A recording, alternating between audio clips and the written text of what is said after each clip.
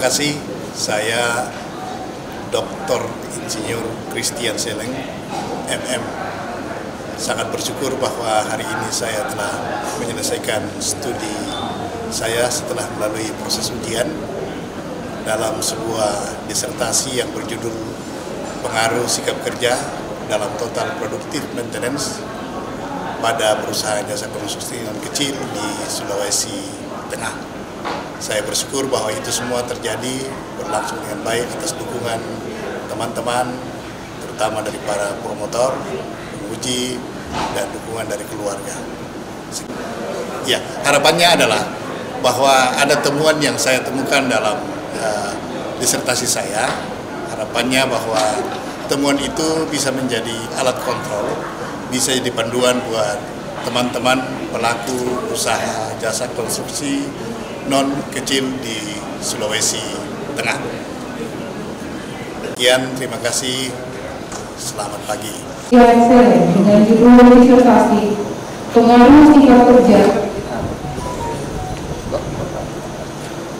dalam Total Productive Maintenance terhadap produktivitas alat berat pada perusahaan jasa konstruksi non kecil di Sulawesi Tengah dimulai.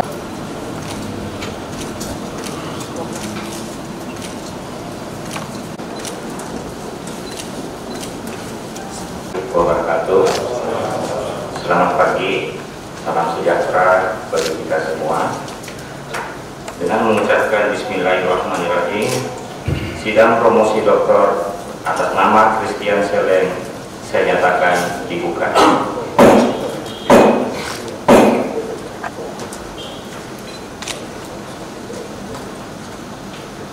Berikutnya kami persilahkan promotor dari saudara Promopendus, yaitu Profesor Dr. Jayani Murti, untuk membacakan pertanggungjawaban akademik dari Promopendus. Naskah akademik dari saudara Promopendus sebagai berikut. Judul disertasi Pengaruh Sikap Kerja dalam Total Productive Maintenance terhadap produktivitas alat berat pada perusahaan jasa konstruksi non kecil. Nama mahasiswa Christian Seleng, nomor stambuk C203-14003, program studi doktoral ilmu ekonomi. Tim promotor Profesor Dr. Jayani Murti, STMSI. Kemudian co-promotor 1 Dr. Sulaiman Miru, Sarjana Ekonomi Magister Sains, sebelah kanan saya. Kemudian co-promotor 2 Dr. Sahrudin Kasem, SEMSI, sebelah kanannya Pak Dr. Sulaiman Miru. Promopendus Christian Seleng lahir di Toraja tanggal 20 Juni 1967, beralamat di Jalan Tanjung Angin nomor 216E Palu. Pendidikan S1 pada Fakultas Teknik Universitas Hasanuddin, jurusan perkapalan tahun 1992.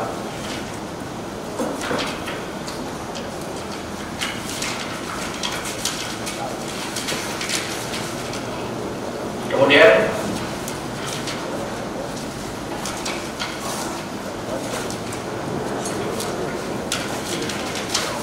pendidikan S2 pada program pasar sarjana program studi Magister Manajemen Universitas Tadulako tahun 2009. Pendidikan pada program pasar sarjana prodi S3 ilmu ekonomi tahun 2015. Ujian tersebut dilaksanakan pada tanggal 6 Mei 2021, menjalani ujian terbuka saat ini tanggal 25 Juni 2021 di Universitas Tadulako.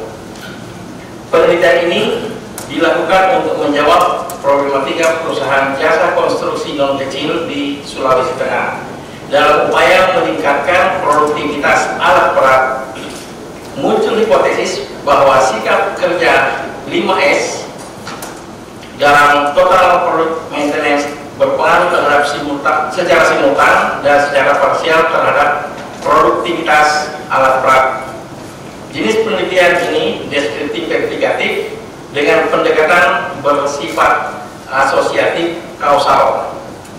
Penelitian deskriptif dalam penelitian ini dimaksud memberikan gambaran terhadap berbagai karakteristik variabel penelitian serta keterkaitannya dengan fenomena di lapangan melalui tanggapan responden. Sedang untuk menjawab hipotesis penelitian digunakan penelitian verifikatif yang bertujuan menjelaskan pengaruh hubungan di antara variabel penelitian.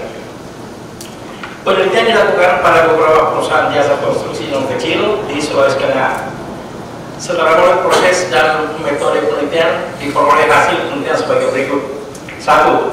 Sikap kerja 5S dalam total produktivitas manajemen secara simultan berpengaruh signifikan terhadap produktivitas alat berat pada perusahaan jasa konstruksi non kecil di Sulawesi Tengah. 2. Sikap kerja CID dalam TPM berpengaruh signifikan terhadap produktivitas alat berat pada perusahaan jasa konstruksi non kecil di Sulawesi Tengah. 3. Sikap kerja Seiton dalam TPM berpengaruh signifikan terhadap produktivitas alat berat pada perusahaan jasa konstruksi non kecil di Sulawesi Tengah. 4. Sikap kerja Seiso dalam TPM berpengaruh signifikan terhadap produktivitas alat berat pada perusahaan jasa konstruksi non kecil di Sulawesi Tengah. 5. Sikap kerja Seiketsu dalam TPM berpengaruh signifikan terhadap produktivitas alat berat pada perusahaan jasa konstruksi non kecil di Sulawesi Tengah. Yang keenam, sikap kerja Shitsuke dalam TPM berpengaruh signifikan terhadap produktivitas alat berat pada perusahaan jasa konstruksi non kecil di Sulawesi Tengah. Demikian pertanggungjawaban akademik dan keputusan kelulusan kami serahkan sepenuhnya kepada tim penguji. Demikian Pak Ketua. Jawaban akademiknya terkait dengan keabsahan yang ini kami persilahkan Dr. Edi Takwa selaku sekretaris untuk membacakan SK berkaitan dengan Keputusan Direktur Pasca Sarjana Universitas Baru Lampung nomor 3150/4/KM/2021 tentang penetapan panitia ujian terbuka disertasi mahasiswa program studi doktor ekonomi S3 Pasca Sarjana Universitas Baru Lampung. Direktur Pasca Sarjana Universitas Baru Lampung membaca surat koordinator program studi doktor ekonomi tentang penyelenggaraan dan tim komposisi pelaksana ujian tugas akhir disertasi, menimbang dan seterusnya, mengingat dan seterusnya. Memutuskan menetapkan pertama mahasiswa peserta ujian disertasi terbuka di bawah ini nama Christian Seleng, stambuk C203-15007, program studi doktoral ekonomi. Judul penelitian pengaruh sikap kerja dalam total produktif maintenance terhadap produktivitas alat berat pada perusahaan jasa konstruksi non kecil di Sulawesi Tengah. Dan pelaksana 1 Dr. Muhammad Iqbal ASE MSc AK 2, 2 Dr. Edi Takwa SE MSc Sekretaris, 3 Dr. A. Zakir Muhammad SEMM Penguji Tamu, 4 Dr. Milu Putu Eri Rosanti SEMM Penguji Internal, 5 Prof. Dr. Hasain Nasir SEMSI Penguji Anggota, 6 Prof. Dr. Ahmad STMP Penguji Anggota, 7 Nida Wahimi Ada SEM APSD Penguji Anggota, 8 Prof. Dr. Jainuddin SEMSI Penguji Anggota, 9 Dr. Sulaiman Guru SEMSI Penguji Anggota, 10 Dr. Sadir Kasim SEMSI Penguji Anggota. Kedua, konsekuensi pembiayaan yang diperlukan atas terbitnya sebuah keputusan ini dialokasikan melalui sistem remunerasi sesuai dengan ketentuan peraturan perundang-undangan yang berlaku. Ketiga, pelaksanaan ujian terbuka secara offline. Keempat, atas ini mulai berlaku sejak tanggal ditetapkan dengan ketentuan apabila kemudian hari terdapat kebutuhan di dalamnya akan diadakan perbaikan sebagaimana mestinya. Ditetapkan lalu pada tanggal 21 Juni 2021, Direktur Prof. Dr. Insinyur Alam Ansari MSc IUSN Engineering NIP 1958-1986-031003. Assalamualaikum warahmatullahi wabarakatuh. Waalaikumsalam. Salam sejahtera kepada kita semua. Yang saya hormati Dr. Muhammad Iqbal A. SE MSc AK, Yang saya hormati Dr.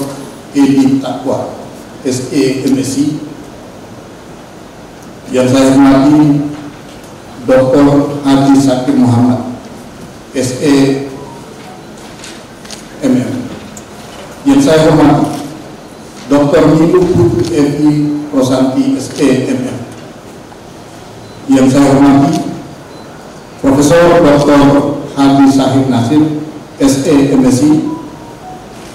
Yang saya hormati Profesor Dr. Amar, SE MD. Yang saya hormati Ibu Harmida Wahudin Adda, SE MA PhD. Yang saya hormati Profesor Dr. Jayadudin, SE MSc. Yang saya hormati Dr. Sulaiman, SE MSc. Dan yang saya hormati Dr. Saharudin Kasek, SE SMI MSc. Yang saya hormati pula Ketua kami Provinsi Sulawesi Tengah, Bapak HM Nur Daeng Rahmatu. Yang saya hormati Ketua KPC Provinsi Sulawesi Tengah, Bapak Insinyur Iskam Lasarika, Ketua Jurusan Teknik Mesin bersama dengan teman-teman sejawat,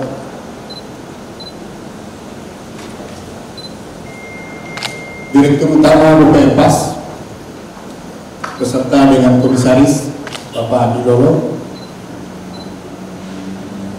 Bapak Kandidat Dr. Ruli Janggolan,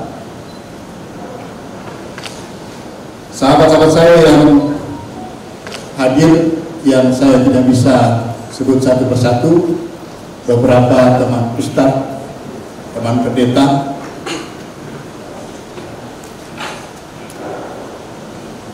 yang saya hormati dan saya banggakan. Ada mama saya di sini, sehat-sehat. Saya senang sekali bisa hadir dari Toraja.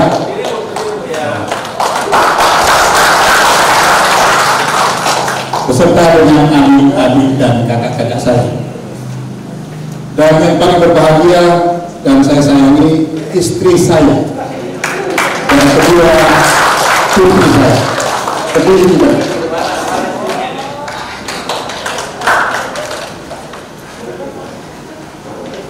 Izinkan saya menyampaikan dan memaparkan disertasi saya dengan judul Pengaruh Sikap Kerja dalam Total Productive Maintenance terhadap produktivitas alat berat pada perusahaan jasa konstruksi non kecil di Sulawesi Tengah.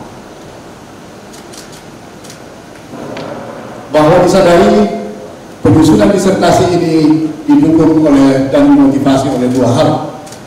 Pertama adalah tuntutan keilmuan, dan yang kedua adalah tuntutan keprihatinan terhadap kondisi fenomena yang terjadi. Saya mendefinisikan bahwa perusahaan jasa konstruksi itu adalah jenis usaha yang kategori sangat rapuh. Kenapa demikian? Dalam pandangan kami bahwa kami belum menemukan perusahaan jasa konstruksi yang masa kejayaannya bisa bergulir sampai 2 periode keturunan. Tentu ada hal luar biasa yang menyebabkan hal itu terjadi, sehingga perusahaan jasa konstruksi tidak bisa bertahan lama hidupnya. Bahkan pada saat perusahaan jasa konstruksi itu beroperasi, dalam pertengahan jalan banyak yang berhenti.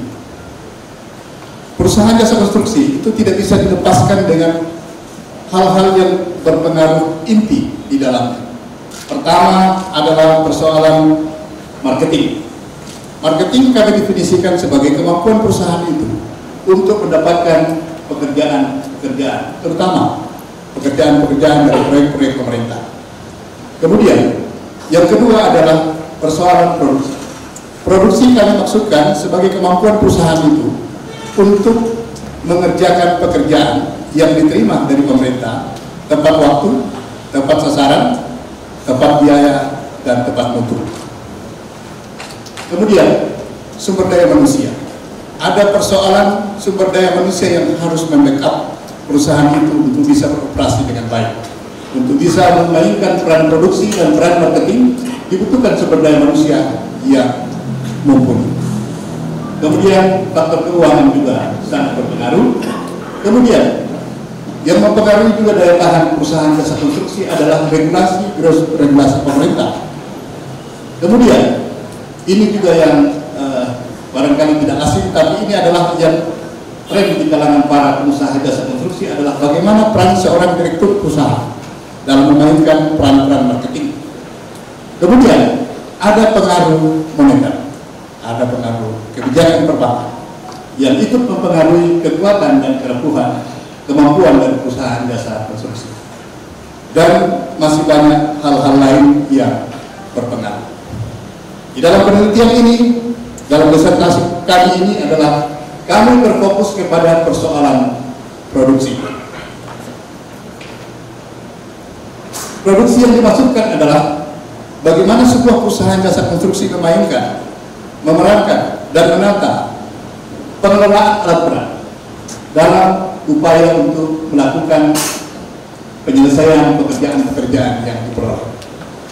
Seperti kita ketahui bahwa perusahaan jasa konstruksi, investasi paling besar yang dikeluarkan itu adalah untuk membeli alat berat. Sebuah perusahaan yang menginvestasikan uang dengan bobot yang paling besar tentu berpikir, tentu berusaha bagaimana supaya nilai investasi itu bisa dikembalikan ke dalam upaya dengan pengembangan investasi dari usaha itu sendiri. Dan upaya untuk mengembalikan pengembalian investasi itu dikendalikan oleh manusia sumber daya yang ada dalam perusahaan. Kemudian yang menjadi persoalan adalah di balik operasional peralatan yang dimiliki oleh perusahaan, ada deretan sumber daya yang berhadapan langsung dengan penggunaan alat berat. Di situ ada operator alat berat, di situ persoalan idle time, di situ ada persoalan proses maintenance yang sering lama, di situ ada persoalan integritas operator, di situ ada persoalan kerusakan sederhana yang tidak perlu terjadi. Di situ juga ada persoalan spare part yang harus ditunggu berminggu-minggu yang tidak perlu terjadi, yang bisa diantisipasi. Nah, kaitan dengan pokok-pokok fenomena persoalan lapangan ini, kami membaca dan melihat referensi yang terkait dengan total productive maintenance. Total productive maintenance seperti kita tahu bersama bahwa ilmu total productive maintenance itu pertama kali ditemukan di Amerika. Ditemukan di Amerika dan berhasil membesarkan industri-industri di sana. Kemudian ilmu total productive maintenance ini kemudian disadu, dipelajari dan dibawa oleh orang Jepang ke Jepang. Dari Jepang, ilmu total productive maintenance ini kemudian dipadu dengan kearifan lokal di Jepang. Dan ini yang membuat Jepang melejit dalam soal industri setelah mereka mengaitkan dengan kearifan lokal mereka. Dan muncullah istilah dalam total productive maintenance yang disebut 5S. 5S itu, S pertama itu adalah saving.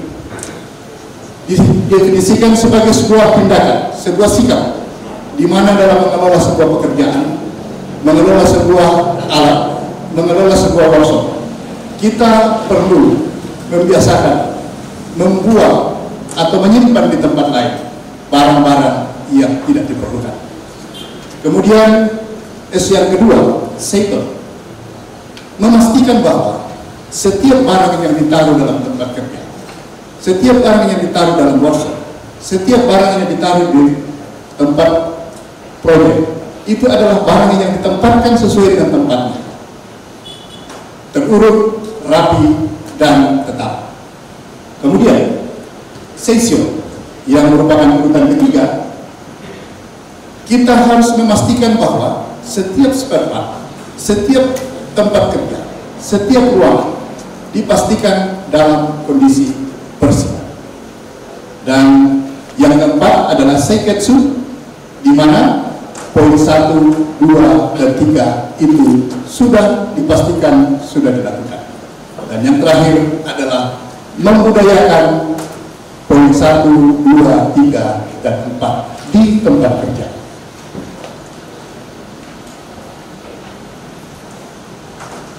Dari urutan pemikiran itu muncul sebuah kerangka pemikiran. Kerangka pemikiran itu adalah sepertinya persoalan seiri, seito, seiso, seiketsu, dan shitsuke memiliki hubungan dengan produktivitas alat berat. Hubungan yang dimaksud adalah ada hubungan parsial dan ada hubungan simultan. Dari hubungan itulah muncul sebuah hipotesis dalam disertasi kami bahwa sikap kerja S1 sampai S5 sepertinya memiliki pengaruh secara simultan terhadap produktivitas alat berat. Dan yang kedua adalah sikap kerja S1, S2, S3, S4, S5 masing-masing memiliki pengaruh secara parsial terhadap produktivitas alat berat. Kemudian daripada itu kami melanjutkan dengan sebuah proses metode penelitian. Metode penelitian yang kami gunakan adalah metode deskriptif dan verifikatif, menggambarkan secara kuantitatif sikap kerja dalam prinsip deskriptif, dan dalam prinsip verifikatif kami menggambarkan secara kuantitatif dengan menjawab hipotesis, yaitu hubungan antara S1, S2, S3, S4, S5 dengan produktivitas alat berat. Dari hasil penelitian itu maka kami mendapatkan sebuah hasil ramalan yang terbentuk dalam sebuah persamaan regresi berganda, di mana Y sama dengan 0,834 tambah 0,1981 tambah 0,171 X2 tambah 0,122 X3 tambah 0,198 X4 tambah 0,163 X5, di mana X1 adalah seri, X2 adalah seito, X3 adalah seiso, X4 adalah seiketsu, dan X5 adalah shitsuke. Dan novelty yang kami dapatkan adalah ternyata sikap kerja 5S dalam total productive maintenance berpengaruh secara signifikan terhadap produktivitas alat berat.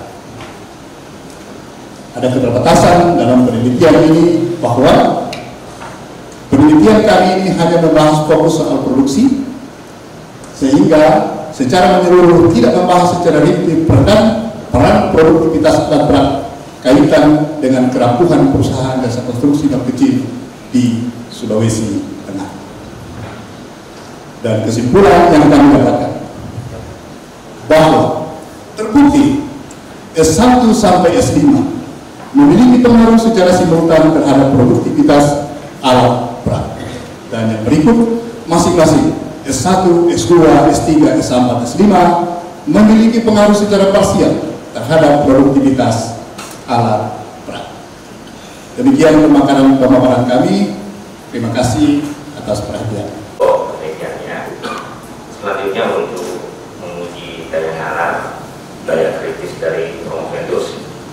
Kesempatan pertama kami persilakan Bapak Dr. Haji Nasir Muhammad untuk memberikan tanggapan pertanyaan kepada wabarakatuh. Selamat siang, salam sejahtera, Om Swastiastu, Namo Buddhaya, salam kebajikan.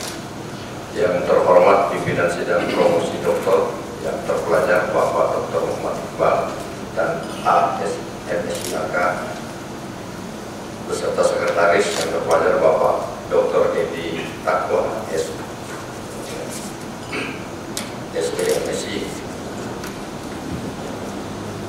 yang terhormat Dewan Penguji yang amat terpelajar Bapak Profesor Dr. Haji Jayadinuddin SPMSI, yang amat terpelajar Profesor Dr. Syahir Nasir SPMSI, yang amat terpelajar Profesor Dr. Amar SPMD, yang terpelajar Dr. Sulaiman Miru SPMSI, yang terpelajar Dr. Sahar bin Kaseng SPMSI, yang terpelajar Dr.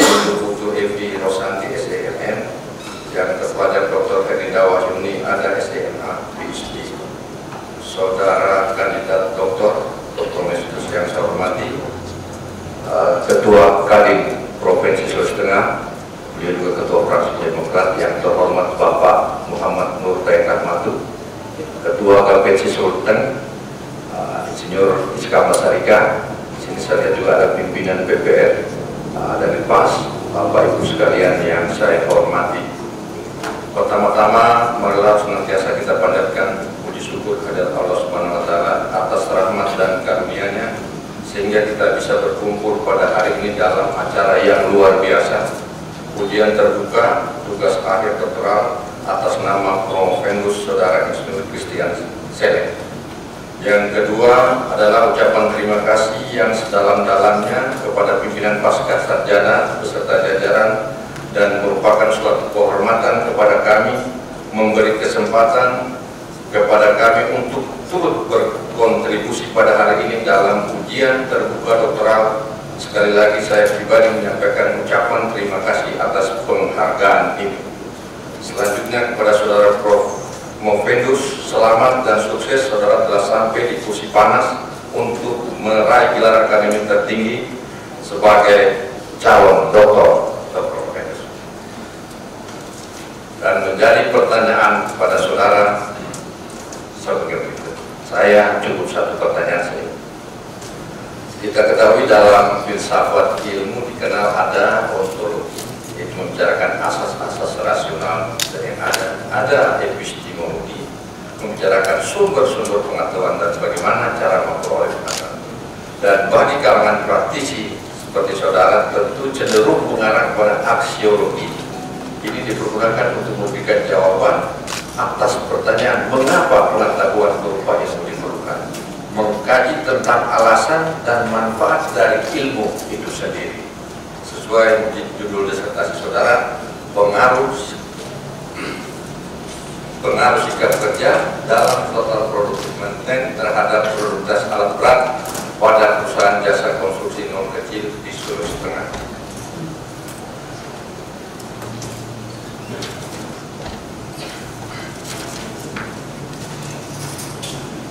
Nah, pertanyaannya, mengapa fokus penelitian ini cenderung diarahkan?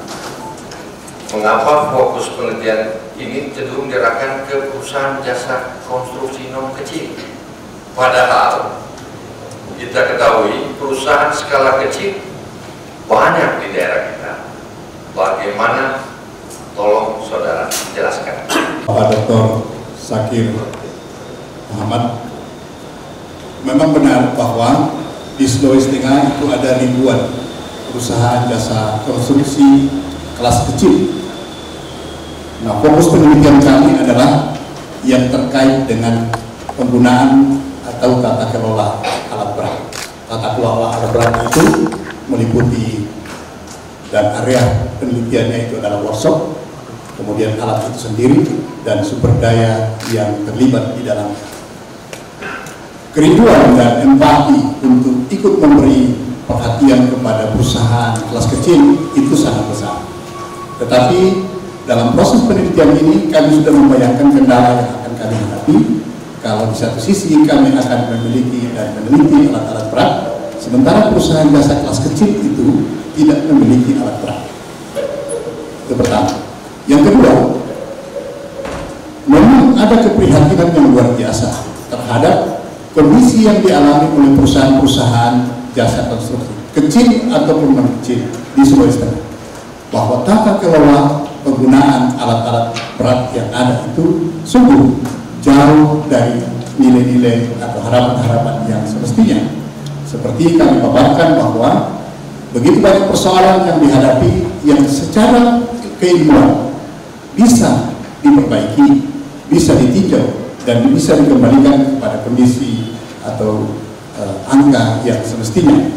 Dengan demikian bahwa bukan berarti kami tidak memiliki keinginan untuk membantu, memikirkan, berkontribusi terhadap perusahaan kelas kecil, tetapi kami berhadapan dengan fakta di lapangan bahwa perusahaan-perusahaan kelas kecil tidak cukup memiliki peralatan untuk kami teliti, dan adanya perusahaan yang memiliki alat berat itu hanya ada pada kelas menengah dan kelas besar seperti yang kami teliti saat ini. Terima kasih. Memang dalam penelitian kami ukuran akhir adalah produktivitas. Memang ada ukuran-ukuran lain, ada efisiensi, ada efektivitas, dan ada ukuran-ukuran yang lain. Tetapi dalam seperti semula, saya jelaskan lagi bahwa kami berbicara tentang penelitian terhadap alat berat. Nah, istilah efektivitas tentu dalam keilmuan bahwa sebuah tindakan, sebuah proses yang efektif secara pasti akan menghasilkan sebuah produktivitas yang baik. Demikian juga sebuah proses yang efisien tentu juga bermuara pada produktivitas yang baik. Nah, kenapa kami memilih produktivitas? Karena produktivitas itu adalah sebuah proses, sebuah hal yang familiar di dunia jasa konstruksi. Kalau seseorang atau sebuah korporasi membeli perusahaan, membeli alat, maka yang ditanyakan adalah berapa produksinya per jam. Kita membeli AMP, misalnya aspal mixing plant, yang ditanya adalah berapa kapasitas produksi per jam. Kita membeli ekskavator, yang ditanya adalah berapa kapasitas produksi per jam, berapa kubik bucketnya. Berarti kita bicara produksi. Nah, untuk itulah maka dalam penelitian ini kami di samping dengan tujuan untuk suatu waktu disertasi ini bisa dimanfaatkan untuk teman-teman di perusahaan jasa konstruksi, lebih familiar digunakan kalau kami menggunakan ukuran produktivitas. Terima kasih. Selanjutnya 1D, jasa konstruksi akan sangat menentukan kelancaran produktivitas alat di lokasi pekerjaan. Dalam penelitian ini, saudara tidak menyinggung sedikit tentang variabel keuangan seperti likuiditas. Mohon penjelasan saudara, Promovendus. Belakang, kami mengungkapkan tadi bahwa unsur marketing, unsur sumber daya manusia, unsur produksi, unsur peran direktur perusahaan, unsur peran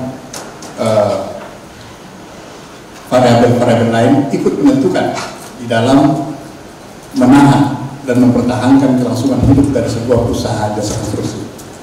Dan menyangkut keuangan itu juga salah satu poin yang kami sebutkan bahwa ikut menentukan dalam produktivitas alat berat. Kemudian pertanyaannya Pak Dokter bahwa bagaimana hasil kaitan dengan produktivitas yang diteliti dalam hubungan dengan hal keuangan. Saya jelaskan bahwa hasil dari penelitian ini, hasil dari disertasi ini tertuang dalam persamaan seperti yang nampak di sini. Regulasi berkaitan dari hasil penelitian ini adalah Y sama dengan 0,834 tambah 0,198x1 tambah 0,171x2 tambah 0,122x3 tambah 0,198x4 dan tambah 0,163x5. Saya jelaskan bahwa X1 itu X2, X3, X4, X5 memang tidak nampak faktor keuangan. Yang ada adalah faktor seri, seikon, seisu, seiso, seketsu, dan sitsuke. Dengan demikian bahwa dari variabel-variabel ini ada variabel konstanta. Ada variabel konstanta di sini senilai 0,834. 0,834 inilah adalah ruang untuk hal-hal yang kami tidak teliti. Dengan demikian kami menganggap bahwa faktor keuangan, faktor marketing, faktor lain-lain itu ada tertuang di dalam nilai angka 0,834. Terima kasih. Tentang naiknya suatu produktivitas alat berat, tapi jangan lupa di dalam itu ada sumber daya manusia. Nah, coba saudara jelaskan peran sumber daya manusia terhadap peningkatan produktivitas. Memang ada urutan-urutan sumber daya manusia yang menentukan dalam proses ini. Ada operator, ada orang-orang yang mengelola proses maintenance, kemudian ada proses hal integritas operator. Kemudian ada persoalan kerusakan sederhana yang biasanya ini diperankan oleh operator. Kemudian ada ketersediaan spare part yang diperankan oleh sumber daya manusia di kantor dan pengawas lapangan. Nah, pertanyaan bahwa bagaimana peran sumber daya manusia dalam menunjang produktivitas alat berat, saya katakan bahwa peran sumber daya manusia dalam menunjang produktivitas itu adalah sangat penting. Dengan demikian, maka dalam disertasi kami mengucapkan bahwa perlunya sebuah perbaikan terhadap sikap kerja para operator, sikap para pengawas, sikap kerja para pimpinan kantor untuk mendukung produktivitas alat berat dengan pendekatan 5S. Demikian, terima kasih. Ada usaha bank peternakan, ada usaha hotel, ada finance, ada juga kontraktor. Nah, pertanyaan terakhir saya, bagaimana kira-kira sikap 5C? Apakah bisa juga diterapkan di usaha lain selain jasa konstruksi? Mohon penjelasan. Ya, muncul. Dan kami jelaskan dan memberi ilustrasi yang sederhana bahwa sebentar kalau Pak Dokter pulang ke rumah, coba diperhatikan itu lemari dan mulai pilah mana baju yang sudah tidak dipakai, mana baju yang masih sering dipakai. Pisahkan antara baju yang masih sering dipakai dengan baju yang memang sama sekali tidak sering dipakai. Baju-baju yang sering tidak dipakai itu adalah seperti baju bekas baju KKN, baju pesta orang kawin yang single use, dan baju-baju seragam yang lainnya. Silakan keluarkan baju itu dan simpan di tempat lain atau dikasih kepada orang-orang duafa. Nah, dipastikan bahwa besok pagi setelah Pak Dokter membuka lemari, pikiran pasti jernih. Membuka lemari dengan volume yang lebih kecil dan pikiran akan senang untuk memilih baju yang akan dipilih. Karena tutup mata pun baju yang dipilih itu pasti bisa dipakai. Tapi kalau baju itu belum dipilah, bisa-bisa baju yang ditarik itu adalah baju KKN. Dengan demikian bahwa persoalan atau teori season atau 5S ini sesungguhnya bisa diterapkan di korporasi-korporasi yang lain, tapi tentu dengan melalui sebuah proses penelitian kecocokan yang seperti apa. Pak Dr. Sakil Muhammad sudah memberikan tanggapan pertanyaan terkait dengan disertasi. Berikutnya kami persilakan Ibu Dr. Nilu Putu Eki Osanti untuk memberikan pendapat, memberikan kritisi terhadap disertasi. Silakan. Terima kasih Bapak Ketua Sidang. Assalamualaikum warahmatullahi wabarakatuh. Sebelumnya selamat kepada Bapak Christian sudah mencapai tahap akhir ya Bapak. Baik, sebelum saya bertanya Pak, untuk pertanyaan, jadi saya mau klarifikasi dulu tentang alat analisis Bapak ini menggunakan analisis regresi linear berganda ya Pak. Bapak menggunakan OEE Pak. Alat analisis OEE Pak ada digunakan?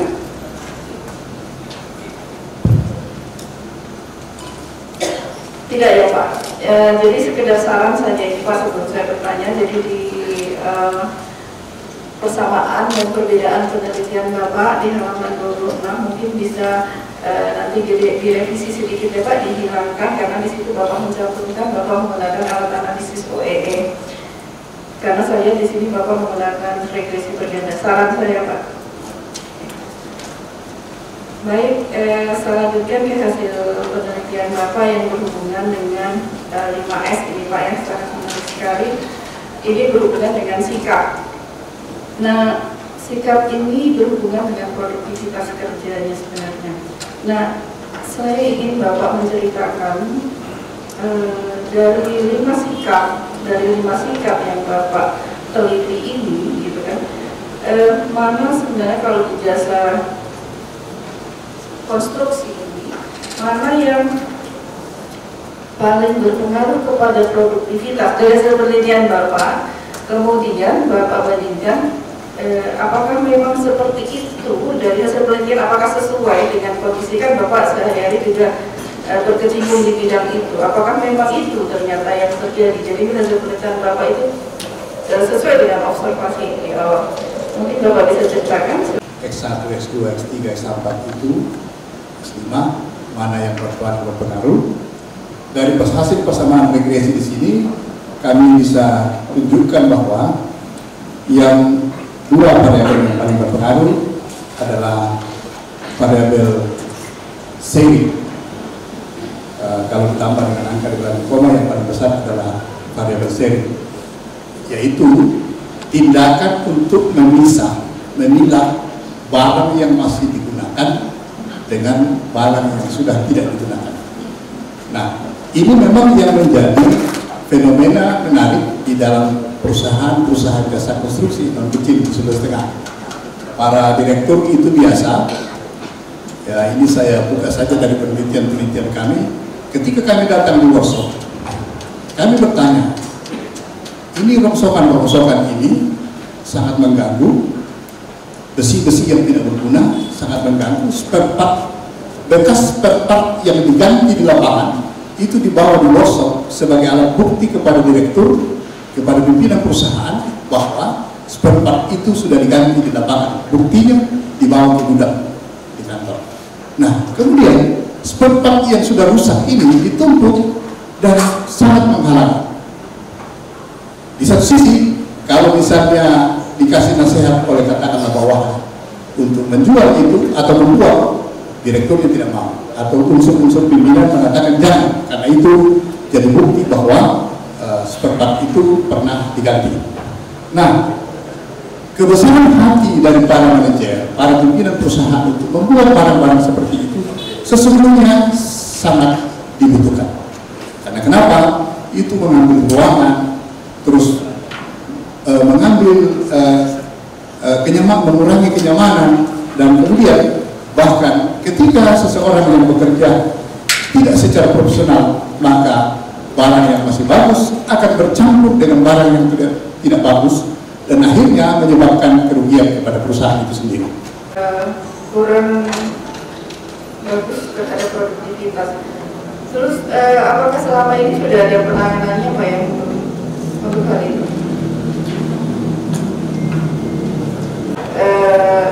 Yang tidak bagus mempengaruhi produktivitas itu kan pemilahan tadi Pak. Nah, selama ini yang sudah dilakukan apa Pak? Di lapangan. Ini hasil penelitian yang itulah kami tadi harapkan bahwa disertasi ini sangat berharap. Ini ada ketua Japensi di sini.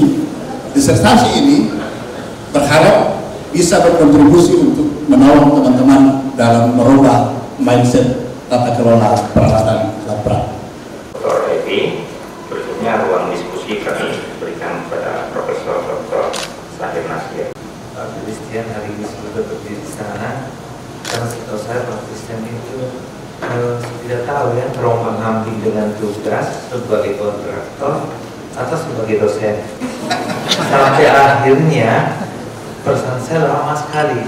Kayaknya nanti Pak Christian gimana ya, tolong Bang kembali untuk dikerjakan tugasnya. Nah, pertanyaan saya adalah bahwa dua kegiatan yang Bapak lakukan sebagai kontraktor dan sebagai dosen. Nah, karena selama ini buktinya banyak kontraktor, menurut pengemudi utama tadi bahwa Bapak adalah kontraktor, pengusaha yang betul-betul luar biasa. Tapi tadi promotornya katakan bahwa dia dosen fakultas teknik, itu yang serekam. Dua hal ini membuat saya luar biasa. Karena sekarang kita dituntut profesional, mengajar juga kalau kita punya background yang begitu bagus, untuk bisnis juga lebih bagus. Nah, coba kepada Bapak menciptakan dua hal ini, memberikan suatu kontribusi yang terbaik menurut saya. Menurut Bapak karena begitu lamanya mungkin race waktu, apa sih yang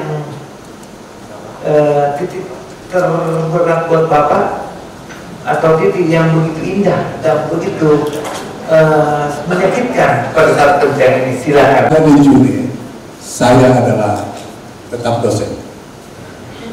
Secara de facto itu biasa dipengaruhi kalau saya pulang ke rumah atau saya mau tidur.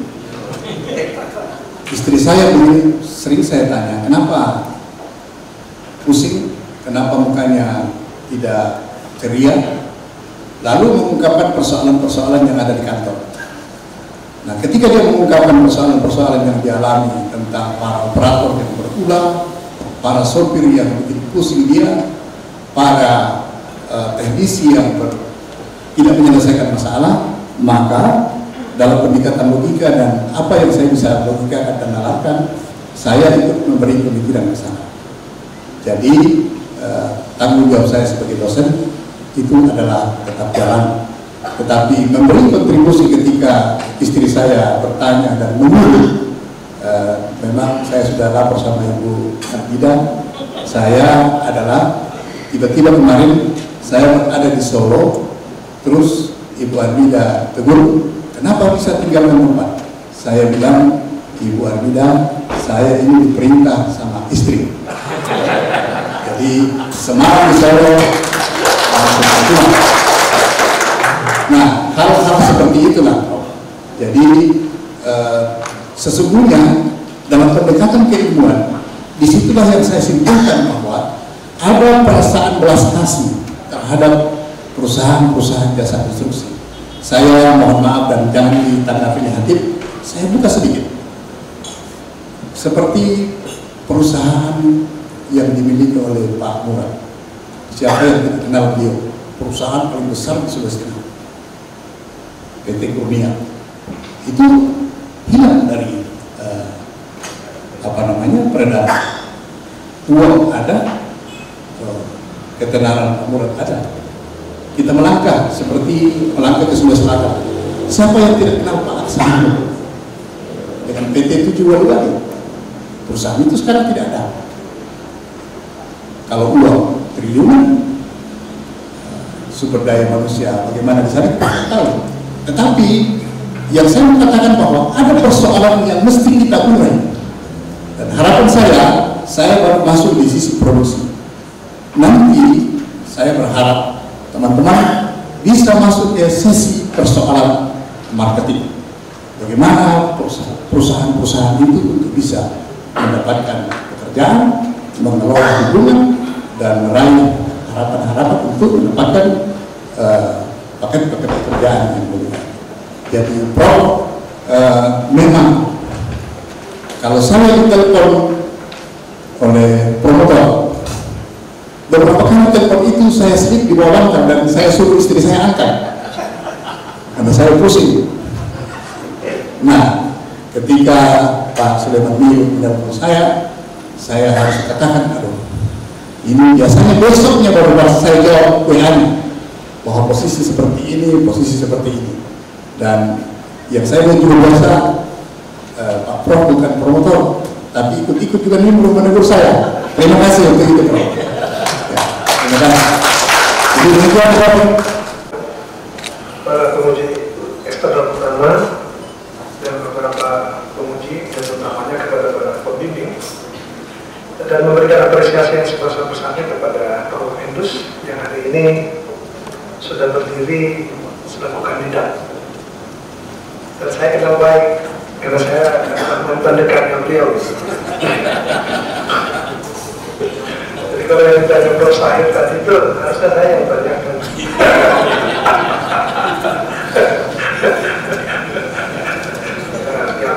Berapresiasi sebetulnya. Terima kasih kepada Ketua Sidang, Prof. Endus. Mungkin pada kesempatan ini kita tidak terlalu banyak lagi motif-motif apa yang telah dilakukan. Kita hanya mau melihat saja sejauh mana pemahaman Prof. Endus terhadap hasil penelitian yang telah dilakukan. Pertama mungkin saya hanya memberikan dua pertanyaan besar saja. Yang pertama, kalau kita dijelaskan bahwa keterkaitan utama antara sikap kerja sebelum kita masuk ke total produksi alat berat atau total produksi terhadap total produktif manajemen itu sendiri. Kita tahu bahwa di dalam total produksi manajemen itu kan ada yang disebut dengan zero breakdown, ada namanya zero defect atau menolkan kerusakan, menolkan cacat dan menolkan kecelakaan, atau zero breakdown, zero defect dengan zero accident. Sementara di dalam pengaruh sikap itu ada 5. Ini kan dilihat bagaimana pengaruh sikap di dalam total produksi sebelum kita masuk nanti ke produktivitas alat berat. Mungkin pertama bisa dijelaskan keterkaitan pengaruh sikap dalam total produksi pendidikan. Saya kira itu yang utama yang perlu kita tahu. Saya persilakan. Di urut-urut nama siapa-siapa yang bisa jadi penguji, sayalah. Sebenarnya itu mungkin tidak boleh, tapi saya mengusul, bolehkah mantan dekan saya dimasukkan, dengan harapan bahwa korelasi keilmuan dan hubungan-hubungan nasional, namanya kesatuan hati dan kesatuan batin di Fakultas Teknik itu pasti tidak hilang, Prof. Kita sama-sama berdiri tegak di sana. Nah, pertanyaan Pak Prof soal 3 zero breakdown, zero defect, and zero accident. Memang betul bahwa itu adalah sasaran akhir dari persoalan maintenance. Ilmu maintenance apa saja dalam permesinan itu adalah sasaran akhir, bahwa dihindari terjadi kerusakan yang tiba-tiba terhadap peralatan. Itu yang pertama. Kemudian dihindari terjadinya kesalahan produksi dari sebuah proses produksi. Dan yang terakhir yang paling mahal dihargai adalah dihindari terjadinya kecelakaan akibat sebuah proses maintenance yang tidak benar. Nah, seperti tadi saya jelaskan ya Prof, bahwa dalam proses maintenance itu terdapat manusia sebagai pengendali. Karena manusia sebagai pengendali, maka sumber daya manusia yang terlibat dalam proses maintenance itu adalah paling utama. Nah, maka diharapkan bahwa salah satu adalah melalui perbaikan sikap dan melalui pelatihan-pelatihan diharapkan untuk menempatkan manusia yang kompeten sesuai dengan kompetensinya untuk ditempatkan pada proses atau bagian-bagian maintenance dalam perusahaan-perusahaan, secara khusus dalam perusahaan jasa konstruksi. Demikian, Prof. Tenaga kerja, kemudian masukan modal, faktor masukan barang-barang dan jasa yang beraneka ragam macam. Itu yang total, kemudian ada yang parsial, ada yang dua, yaitu menyangkut mengenai faktor masukan tenaga kerja. Di sini kalau kita melihat bagaimana korelasi antara sikap itu sendiri terhadap kajian rumus yang ada di dalam sini terhadap 3 komponen yang masuk. Dia masuk di bagian mana di dalam mengukur produktivitas total dari suatu pekerjaan. Apakah dia masuk di faktor masukan tenaga kerja, masukan modal, masukan barang dan jasa dan sebagainya. Apakah bisa tidak ketiga-tiganya untuk mengukur produktivitas atau salah satunya saja bisa masuk dari sini. Nah, sikap kerja yang 5 itu sendiri masuk di bagian mana sebagai penentu produktivitas total dari kinerja atau alat berat tersebut. Kalau memperhatikan di persamaan hasil regresi dari penelitian disertasi ini, bahwa ada variabel yang tidak diteliti. Nah, variabel yang tidak diteliti itu adalah seperti yang Prof masukkan tadi, itu persoalan keuangan seperti yang ditanyakan oleh Pak Dr. Sakir, modal, kemudian masukan-masukan barang, itu tidak diteliti. Tapi yang diteliti adalah persoalan orang, sikap kerjanya. Melalui bersikap penelitian dan perbaikan sikap kerja itu, maka dari persamaan ini dapat dilihat bahwa ternyata dengan perbaikan sikap-sikap kerja daripada sumber daya yang ada di dalamnya dapat meningkatkan dan berpengaruh terhadap produktivitas alat berat. Bahwa persoalan di situ ada modal, persoalan di situ ada barang-barang masukan, itu masuk dalam kategori variabel yang tidak diteliti, masuk di dalam angka 0,83 3, 4. Demikian Pak. Ya, terima kasih Pak Ketua. Orang Amerika bilang happy belated birthday ya Pak, selamat ulang tahun 5 hari yang lalu ya. Semoga keberadaan kita pada pagi hari ini dan hasilnya sebentar bisa menjadi hadiah terindah di ulang tahunnya pada tahun ini dan berkah untuk tahun akan datang. Baik, tabir Pak, saya minta tolong Bapak tampilkan slide novelty-nya. Iya. Jadi ya itu dia. Saya secara pribadi juga merasa bersyukur bahwa telah menjadi bagian menghantarkan Bapak dapat bersama-sama berdiri di hadapan kita semua pada pagi hari ini, dan itu merupakan pencapaian yang luar biasa ya Pak ya. Iya Pak. Iya. Iya. Begini. Saya tadi sepanjang proses tadi berpikir bahwa sebenarnya hasil penelitian Bapak ini dapat menjangkau lebih luas daripada novelty yang telah dituliskan di slide itu. Artinya gini, ini adalah berbicara tentang sikap. Sikap itu tidak terbentuk secara instan dan tidak dipengaruhi oleh keberadaan mesin dan infrastruktur yang ada, tetapi lebih dari proses internalisasi dari berbagai faktor yang dialami oleh manusia, ya kan, mulai dari kecil hingga dewasa berdasarkan lingkungan yang dihadapi. Nah, tadi Bapak sudah menyebutkan sebenarnya bagaimana pengaruh lingkungan rumah terhadap proses yang sebenarnya dapat meningkatkan produktivitas manusia. Di dalam naskahnya Bapak juga ada diceritakan satu bagian bagaimana misalnya sopir-sopir itu atau operator di lapangan harus beradaptasi atau berdamai dengan situasi di lapangan dan juga kebutuhan psikologis untuk berada di tengah keluarga. Ya kan? Ada tuh Pak. Nah makanya itu saya berpikir tadi kalau aspek ini dapat Bapak tuliskan dengan lebih elegan, itu dapat menjadi sumbangan novelty dari penelitian Bapak. Jadi kita tidak hanya sekedar berbicara tentang operasi atau teknik, tetapi dapat memunculkan nilai yang baru dari sikap untuk meningkatkan produktivitas ini. Ternyata ada pengaruh dari lingkungan keluarga.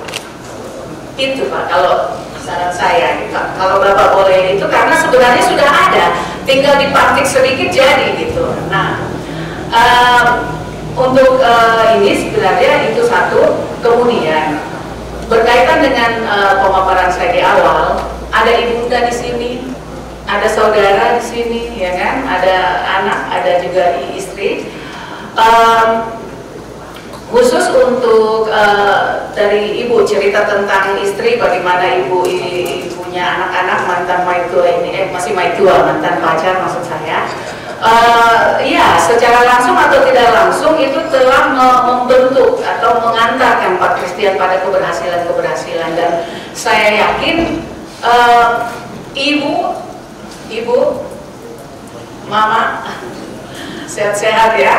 Saya yakin ada nilai-nilai juga yang telah ditanamkan oleh beliau yang penting untuk Bapak tuliskan di dalam disertasinya supaya novelty-nya bisa lebih relevan seperti yang saya sarankan tadi atau Prof. Ahmad. Nah, untuk kesempatan ini saya meminta kepada Bapak menceritakan pendidikan, pengajaran apa yang telah diberikan oleh ibu, orang tua, sejak artinya dari rumah sampai sekarang, pencapaian sekarang, dan tentu saja akan sangat berkaitan dengan perilaku orang-orang di dalam bekerja, karena tadi kan dibilang bahwa sikap atau 5S ini memang sangat dipengaruhi oleh kualitas SDM, budaya kerja, dan juga kearifan lokal. Nah, saya pikir Pak Christian, Pak Theo mampu untuk mengelaborasi hal ini, terutama mari kita memberikan apresiasi untuk ibu kita semua, mendidik kita sehingga menjadi orang-orang yang produktif. Silakan Pak. Mengkategorikan ibu sebagai penguji yang trik-trik pancingannya cerdas-cerdas. Jadi saya sering diajak bicara, habis itu saya kejebak, baru saya mencari lagi penjelasan untuk bisa lolos lagi dari situ. Tapi itu semua menjadi memori yang sangat bagus. Terima kasih untuk semua hal itu. Itu yang pertama. Yang kedua, memang saya sudah ungkapkan tadi bahwa penulisan disertasi ini dimotivasi dua hal. Pertama, bahwa itu tuntutan keilmuan. Saya sebagai seorang dosen kalau bisa juga meraih gelar dokter melalui sebuah disertasi. Pertama, yang kedua adalah saya melihat dalam keprihatinan terhadap apa yang terjadi di perusahaan-perusahaan jasa konstruksi yang saya berpikir sepanjang kita masih bisa memberi kontribusi pemikiran untuk bisa berbohong, kenapa tidak? Dan ini masukan yang luar biasa dari Ibu bahwa memang dalam persoalan novelty ini mesti ada diurai sedikit menyangkut peran keluarga.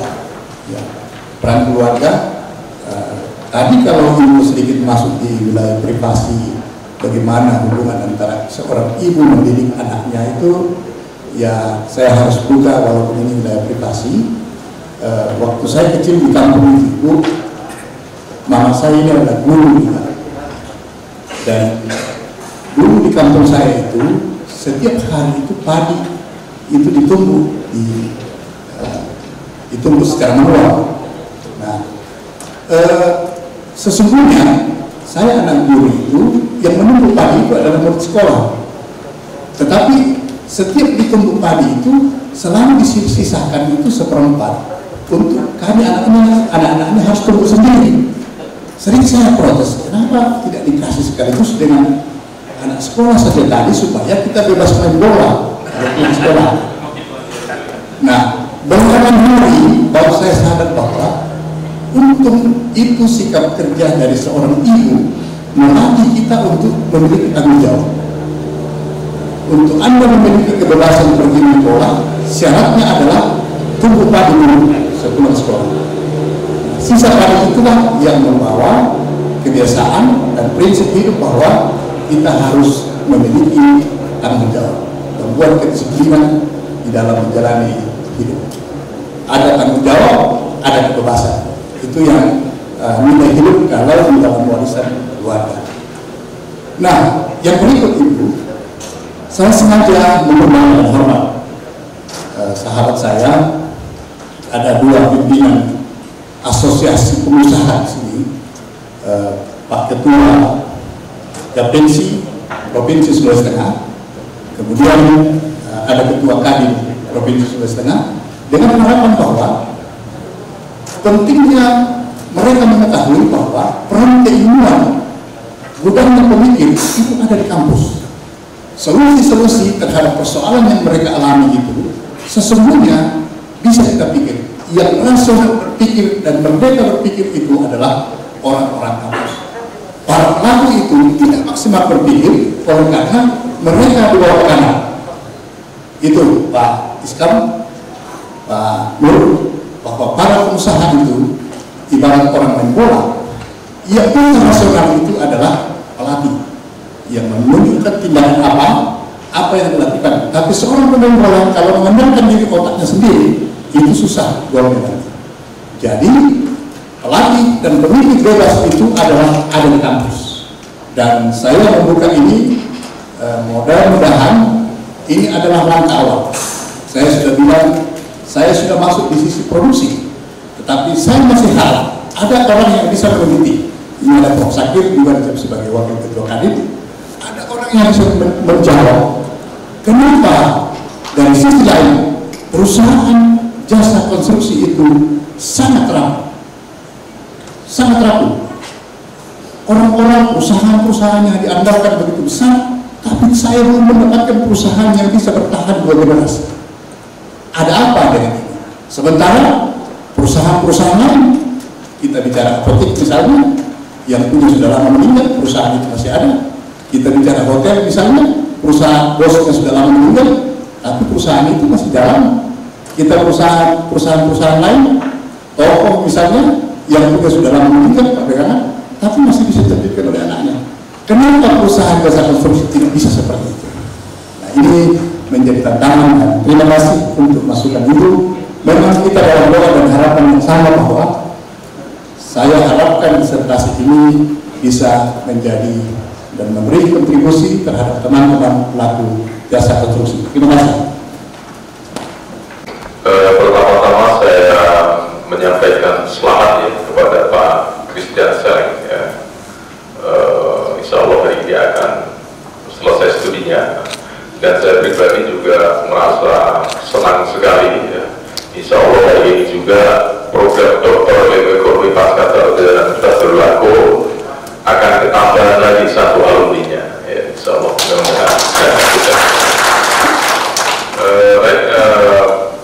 Promo Pedus, mungkin saya tidak akan banyak bertanya, cuma saya bertolak dari kajian ini bahwa ini adalah mengaitkan faktor-faktor sikap tadi ya terhadap produktivitas mesin atau alat-alat berat tadi.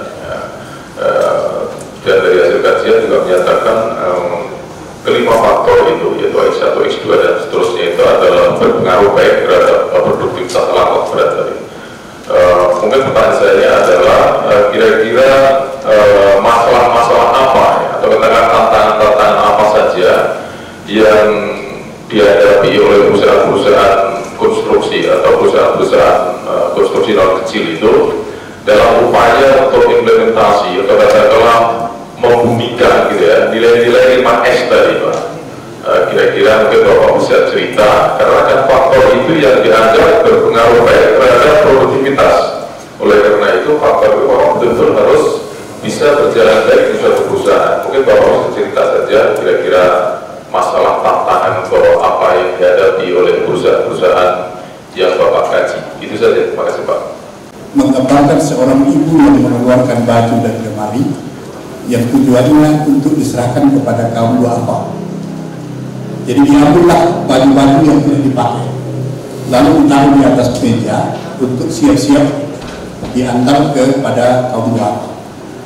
Kemudian baju-baju yang sudah dikeluarkan itu diseleksi kembali untuk mana yang masih bisa dipakai ulang dan mana yang betul-betul tidak bisa dipakai lagi untuk dibawa dan diserahkan kepada orang lain. Nah, baju-baju yang ditaruh di atas meja itu dalam proses seleksi bahwa mana yang sudah betul-betul mau dibuang diserahkan kepada orang lain dan mana yang masih bisa dipakai diseleksi kembali. Yang mana masih bagus dikembalikan masuk ke dalam lemari. Dan yang terakhir adalah semua baju yang sudah dikeluarkan itu masuk ulang ke dalam lemari. Tidak ada yang jadi dilupakan karena ada proses itu. Demikianlah persoalan yang terjadi di perusahaan jasa konstruksi.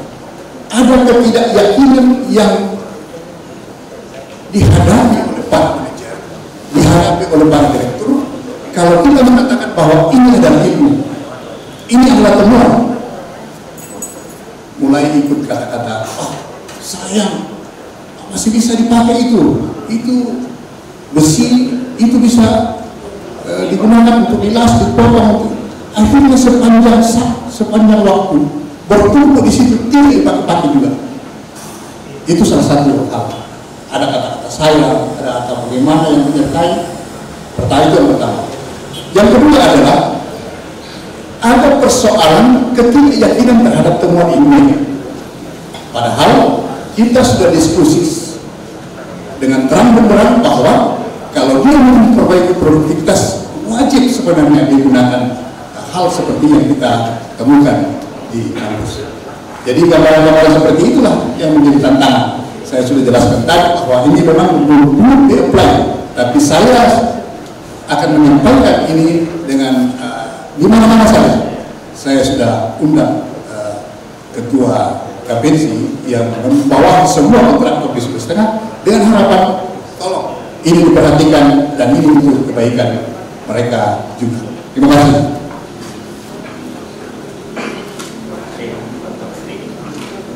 Selanjutnya mungkin saya ingin berbagi pengalaman ya terkait dengan alat berat. Kebetulan saya pernah sekitar 5 tahun berhubungan dengan alat berat.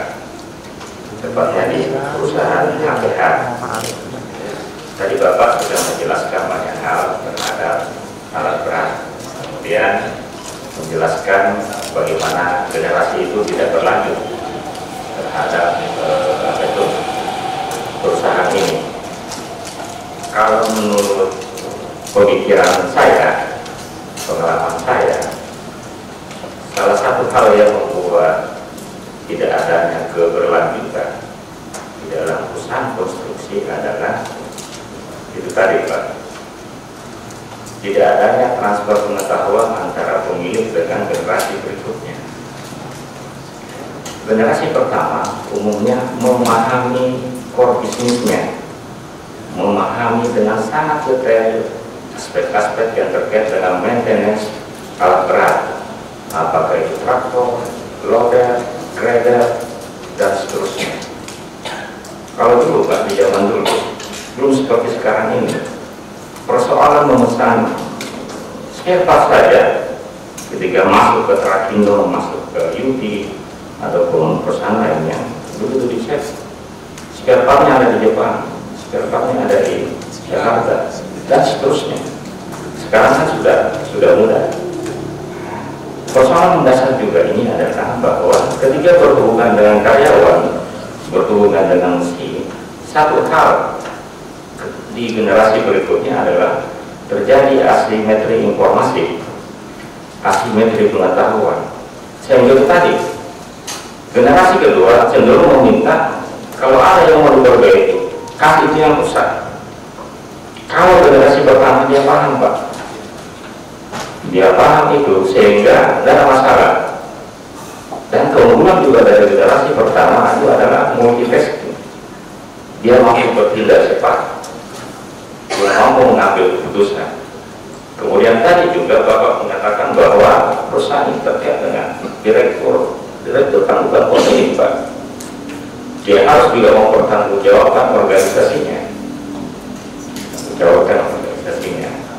Jadi yang saya ingin tanyakan adalah apa pandangan bahwa persoalan transfer knowledge itu juga salah satu hal yang membuat kerapuhan di dalam sistem manajemen di perusahaan jasa konstruksi.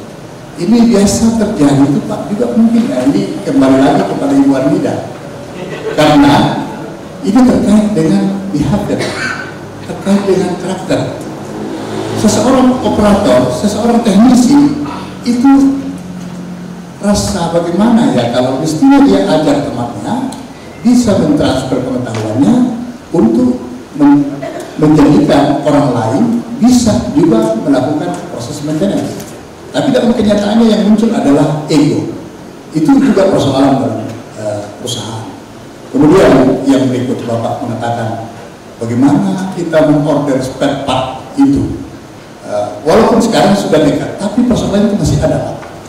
Katakanlah proyek-proyek yang dikerjakan oleh jasa kontraktor itu misalnya dilakukan di Napoli, itu perjalanan jauh ke sana atau di Poso, sementara Trakindo, Yuti ada di Palu.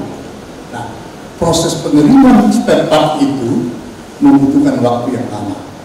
Bisa dibayangkan satu hari ekskavator menganggur itu menanggung kerugian 4 juta produksinya. Nah, kalau sampai 10 hari proses pemesanan itu terjadi kerugian 40 juta kalau sebuah proyek dalam proses pengerjaan. Nah, demikianlah seperti yang Bapak alami.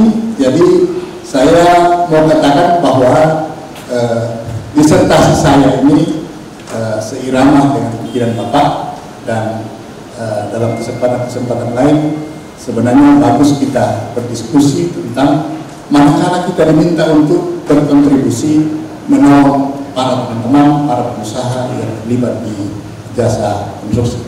Terima kasih. Assalamualaikum warahmatullahi wabarakatuh. Sebelum saya bertanya, izinkan saya menyapa saudara saya. Rupanya keluarga ini saya punya sahabat dalam kuliah, Ketua Pak Nur Sangaji, Pak Nur Rahmatul. Saya sama-sama beliau ini dulu bintangnya ekonomi, orang ganteng. Selamat Pak Ketua Kadin, sukses selalu. Juga kita berbensi. Selamat atas kehadirannya. Kemudian yang berikut, Saya kira yang sangat berbahagia hari ini ada dua yang sangat berbahagia. Sering kalau ada promosi begini yang disebut promotornya siapa? Nah, saya kan promotor. Tapi sesungguhnya paling bahagia hari ini adalah dua orang. Pertama, ibunda tercinta dan Ibu Christian Seleng, istri Pak Christian Seleng. Saya sering kalau konsultasi dengan beliau ini, beliau datang ke saya, dia bilang kalau saya telepon atau Pak Dr. Sulaiman Muniru telepon, yang ngomong itu bukan saya, istri. Kalau saya tidak punya nomor istri Pak Christian, saya yang punya, dia tidak selesai sekarang, lebih awal dia selesai. Cuma kalau saya tidak punya kontak, justru istrinya mesti ditelepon. Terima kasih Bu ya, supportinya sehingga hari ini Pak Dr. Christian sudah bisa berdiri di depan kita. Saya bangga. Baik, saya mau bercerita. Kalau bicara soal ilmunya, hampir setiap konsultasi saya banyak. Jadi hari ini saya mau bercerita, nanti Christian sisa menjawab ringkas saja. Kebetulan saya punya alat peran juga, ada 6 unit. Tahun 2009 saya mulai di Morowali. Pernah dikontrak di Morowali Utara untuk buka tambang. Itu mau dikontrak sekitar 6 bulan. Dari diatur dengan tronton sampai di pinggir jalan sebelum menuju ke lokasi, itu kira-kira perjalanan sekitar 8 jam. Alat berat itu naik ke atas. Sampai di lokasi, begitu dia bekerja baru 4 hari, kemudian hostnya pecah, host bawah. Kalau host bawah pecah, maka oli yang ada di ekskavator PC200 itu ada sekitar 200 liter itu akan keluar. Pada waktu keluar, saya dapat informasi dari operator, host bawah pecah, host jalan namanya. Hostnya itu harganya cuma 500.000, Bapak Ibu sekalian, 500.000 harganya. Katanya pada waktu mau mengantar ke sana, itu masalahnya sudah luar biasa. Padahal ini masalah host karet. Ini terjadi karena ketika alat itu mau menggali atau mengangkat sesuatu melampaui kapasitas, maka host akan pecah. Tidak banyak. Ini kenapa terkait dengan ini? Ketika operator tidak memahami kemampuan alat, dia paksakan, situ resiko terjadi. Jadi betul sekali ini bahasan ini bahwa peran manusia yang paling penting mengakibatkan resiko bagi pengusahanya. Kemudian setelah host pecah, terkait resiko ini, pertama coba bisa dihitung.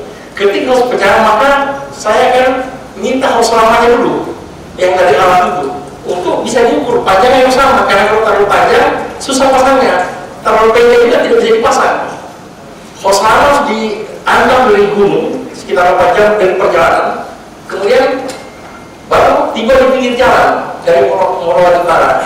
Pada waktu itu di Morowali Utara sampai ke Palu kurang lebih perjalanan sekitar 12 jam pada waktu itu. Kita butuhkan waktu. Setelah tiba sini baru kita ke tempat penjualan host. Sampai di penjualan host diukur hanya setengah jam, pasang kirim lagi. Itu makin perjalanan kurang lebih sekitar 4 hari. Bisa dihitung kerugiannya. Hostnya 500.000, tapi kerugiannya 4 hari kerja, kali 4 juta per hari. Itu ya, kerugian tidak bekerja. Yang kedua, ketika pekerjaan mau diporsir, mau dicapai targetnya, kita dapat kondisi jelek dari pemberi pekerjaan bahwa Anda tidak bekerja sesuai dengan rencana kami. Kita bisa dikenakan sanksi. Yang ketiga, kerugian pada waktu alat ini mau dijalankan harus dipasang oli dulu. Bisa dibayangkan Bapak Ibu sekalian, kita harus angkut oli dari pinggir jalan. Kalau dari Palu masih penting, bisa diangkut pakai mobil sampai di jalan raya. Tapi dari jalan raya menuju ke lokasi 8 jam, itu mau diangkut pakai apa? Nah, tidak ada jalan raya pada waktu itu.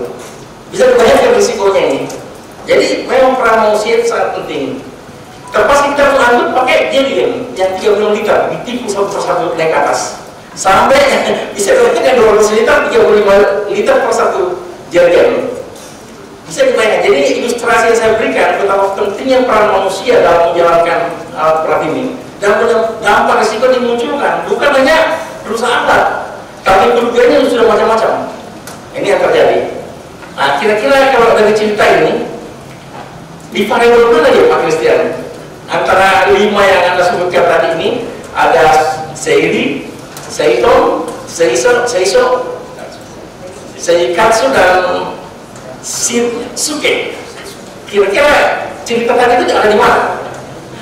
Terima kasih. Terima kasih Prof. Jadi persoalan yang Prof ungkapkan itu ada di sini. Ketersediaan spare part untuk komponen-komponen tertentu. Itu dalam uraian kami bahwa sesungguhnya kejadian yang Prof alami tidak akan terjadi kalau sumber daya manusia kita sudah mampu memforecast, memprediksi komponen-komponen yang selalu mengalami kerusakan. Kalau kita bicara soal host itu adalah komponen yang selalu terjadi. Karena begitu melewati dalam standar sedikit, itu maka host akan pecah. Nah, inilah yang diharapkan dikelola oleh orang-orang yang kita libatkan, kita tempatkan di dalam mengurus proses maintenance. Nah, persoalan bahwa spare part yang stok itu masuk di wilayah mana dalam komponen 5S itu kami masukkan di dalam S2. Jadi memastikan bahwa alat yang dibutuhkan, spare part yang dibutuhkan selalu siap di tempatnya. Demikian, terima kasih. Terima kasih Pak Ketua. Terima kasih Prof. Sebelumnya kami persilakan Pak Dokter. Kalau saya, jadi kalau saya telepon dia Pak Ketua, dia tidak pernah balas jawab, tapi besoknya baru dia jawab dengan WA. Bahkan kadang-kadang dengan foto dia sakit atau dengan drama. Ya, padahal pertanyaan saya cuma dua. Bagaimana perkembangan dan kapan dia? Dan dia juga tahu bahwa itu akan pertanyaannya. Cuma tadi pagi saya coba tes, baru saya telepon Pak Christian untuk setelah langsung diangkat. Karena dia sudah tahu jawabannya. Ya. Karena dia pasti tanya yang berapa ukian. Cepat sekali diangkat. Terima kasih Pak Christian karena sudah mengangkat tadi telepon saya cepat-cepat, tidak seperti biasa diabaikan. Karena saya sudah tahu jawabannya hari ini, pertanyaan saya selama ini kapan dan bagaimana, maka saya tidak gunakan lagi kesempatan untuk bertanya Pak. Terima kasih.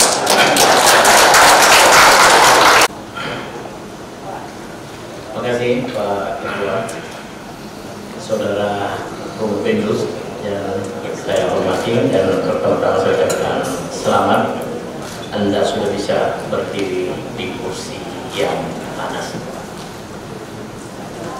Sebelum Anda dilantik menjadi seorang dokter, ada pesan saya buat Saudara Romo Pendus. Ada filosofi mengatakan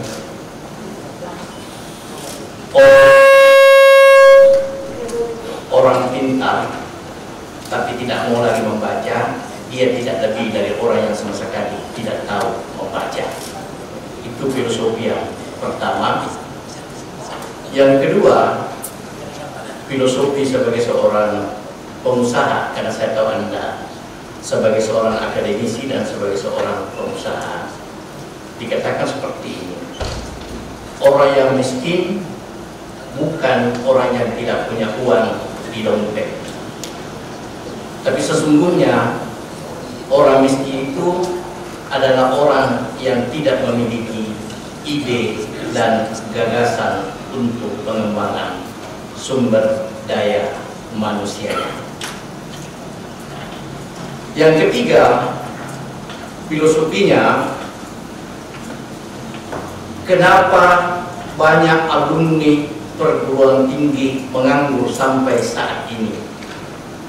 Jawaban dari Pak Dr. Mulus Pagi mengatakan, pengangguran alumni perguruan tinggi terjadi karena dia beranggapan bahwa perguruan tinggi itu adalah gudangnya gengsi.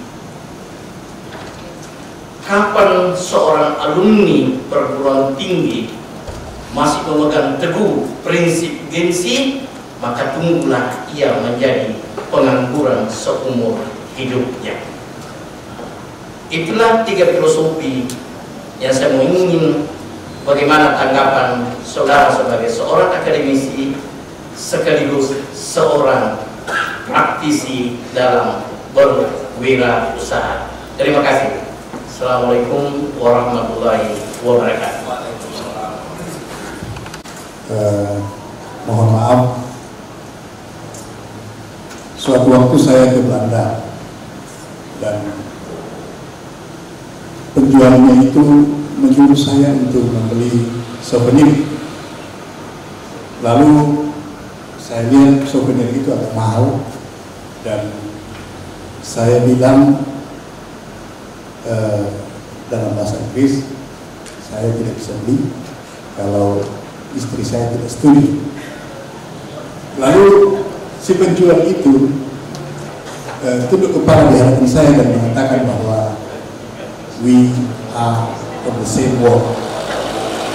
Dia bilang bahwa ternyata dunia kita sama. Jadi rupanya beliau penjual itu juga takut sama istri. Nah, menyangkut pertanyaan Pak Dokter dan pernyataan bahwa saya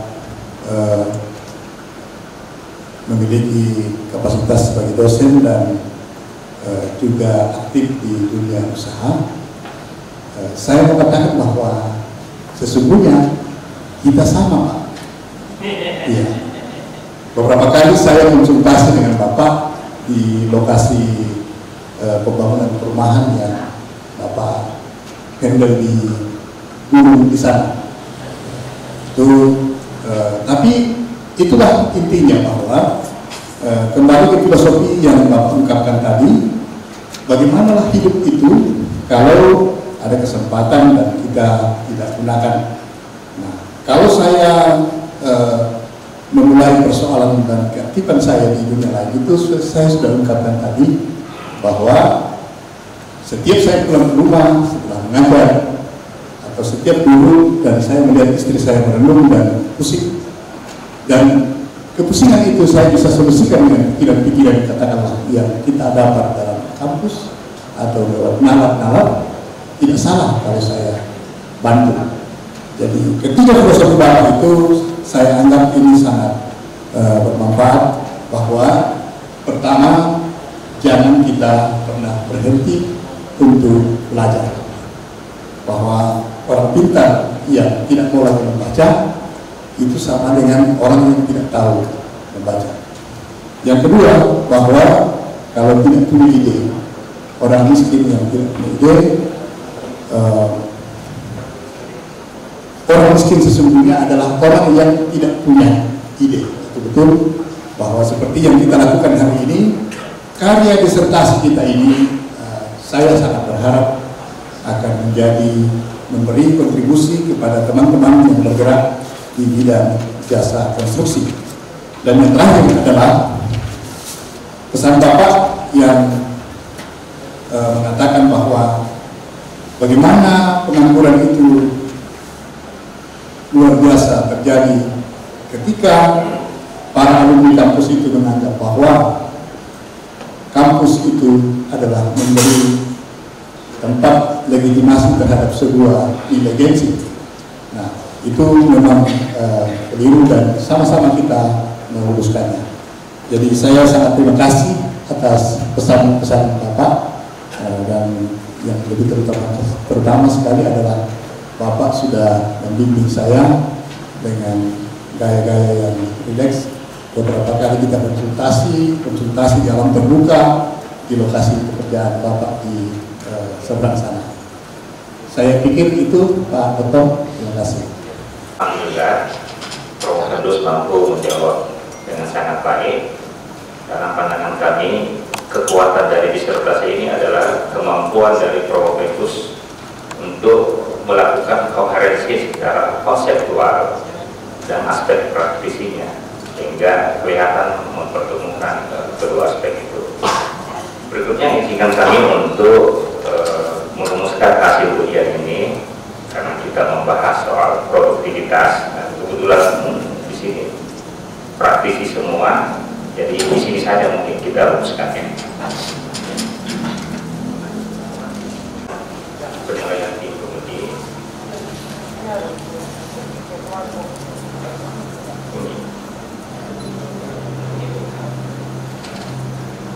kami bersepakat untuk memberikan disertasi ini dengan nilai A.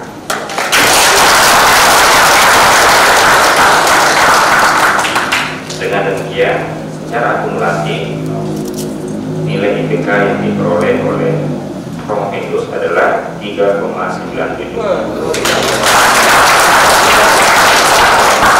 dengan predikat yudisium sangat memuaskan.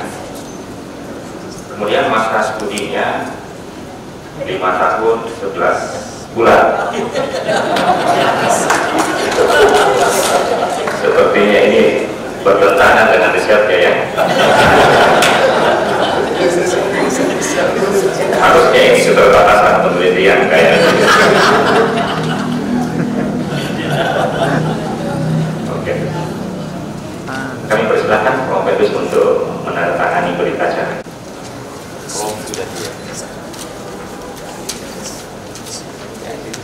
Pak Panitia Ujian Doktoral melantik saudara Christian Seleng sebagai Doktor Ilmu Ekonomi dalam bidang manajemen. Semoga Tuhan Yang Maha Esa menerima amalan saudara sebagai sebuah kebaikan yang kelak saudara akan abdikan kepada bangsa, negara, dan agama. Semoga saudara dapat mempertahankan integritas ilmiah saudara sebagai seorang dokter. Sekali lagi, selamat juga kepada orang tua, selamat juga kepada keluarga, selamat juga kepada kolega. Sekiranya dalam interaksi akademik ini ada kesalahan, ada kehilapan, izinkan kami untuk memohon maaf. Mohon dimaafkan Pak. Selamat. Terima kasih. Boleh buka? Boleh, silakan Pak. Ya, agak bagus.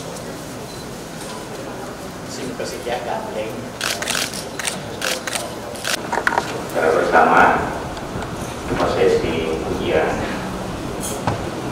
terbuka Dr. Christian Seleng. Sebelum saya menutup kegiatan ini, izinkan saya berterima kasih kepada Ketua Kadin. Terima kasih sudah berkenan hadir di kegiatan ini. Terima kasih juga kepada Ketua BPNC sudah berkenan hadir pada acara ini. Terima kasih juga kepada kolega-kolega dari Bapak Dr. Christian Seleng sudah berkenan hadir menyaksikan kegiatan ini. Akhirnya, alhamdulillah kegiatan ini kita anggap selesai. Demikian, terima kasih.